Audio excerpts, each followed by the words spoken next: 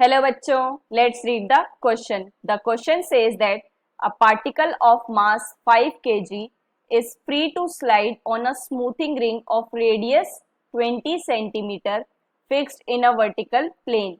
Particle is attached to one end of spring whose other end is fixed to top point O of ring.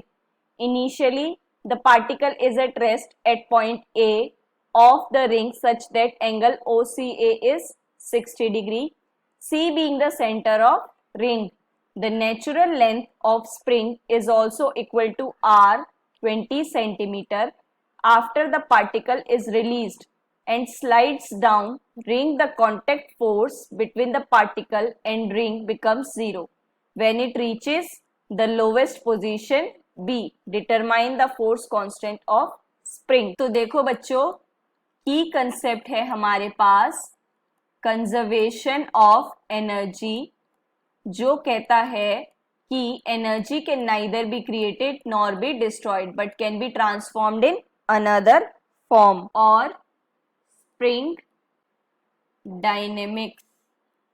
तो अब देखो बच्चों, ये हमें circle given है जहां पर आपके पास ये डायामीटर है, ये स्प्रिंग है, ये पॉइंट ए पर और ये सी सेंटर से.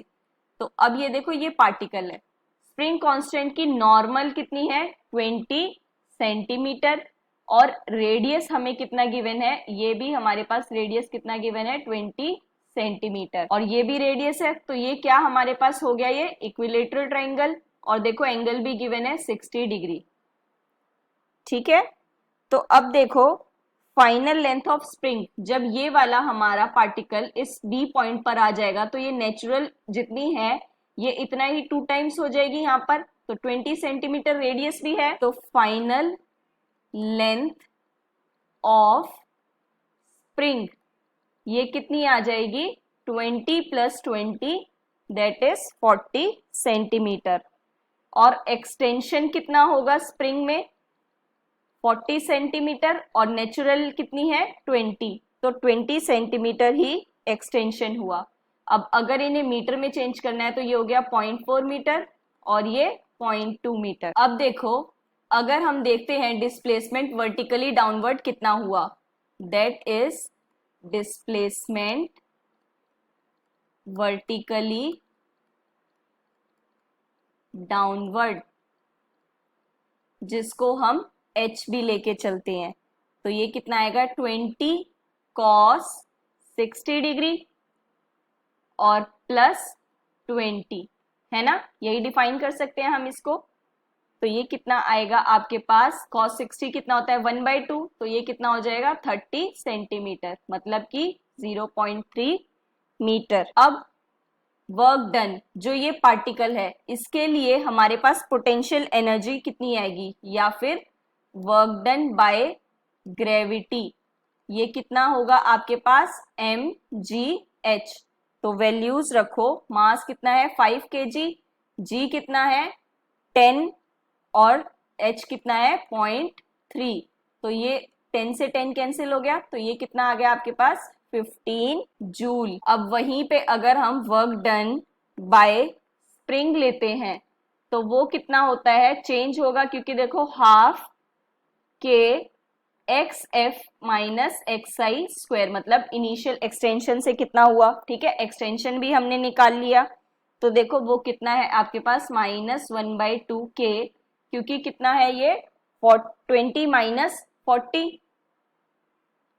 तो 0.2 स्क्वायर. अब देखो इक्वेशन में एड अप करते हैं, क्योंकि एनर्जी कंजर्वेशन है.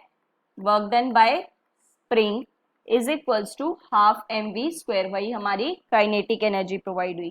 तो वैल्यूज रखो, ये कितना था 15 और ये वाला है -1/2 के 0.04 इज इक्वल्स टू 1/2 5v². तो देखो सॉल्व करते हैं, 15 माइनस 0.02 के इज इक्वल्स टू 2.5 v². इसको हम इक्वेशन 1 लेट करते हैं. वहीं अब अगर हमारी बॉटम पोजीशन और नॉर्मल फोर्स लेते हैं तो ये क्या है हमारे पास 0, नॉर्मल फोर्स इज 0। तो कितना होगा, K X minus M G is equals to M V square upon R, है ना, सेंट्रीफ्यूगल भी लगेगा।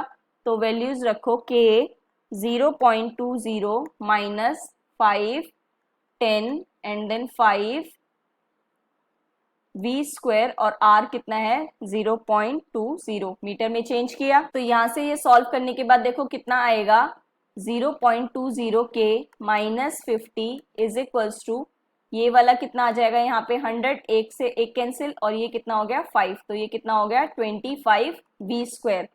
तो अब देखो अगर हम इसको 25 है और ये 10 है, इसको हम मल्टीप्लाई कर देते हैं, तो ये कितना हो गया 150 minus 0.2 K is equals to 25 V square. अब इन दोनों इक्वेशन को इक्वेट करते हैं, तो 0.2 K minus 50 is equals to 150 minus 0.2 K, तो ऐड हो गया ये 0.4 के इज इक्वल्स टू 200, और ये कितना हो गया 10। तो यहां से आपके पास के कितना आ गया, that is 500 newton per metre. So the final answer is spring constant value 500 newton per metre. Hope you understand it well. Best of luck. Thank you.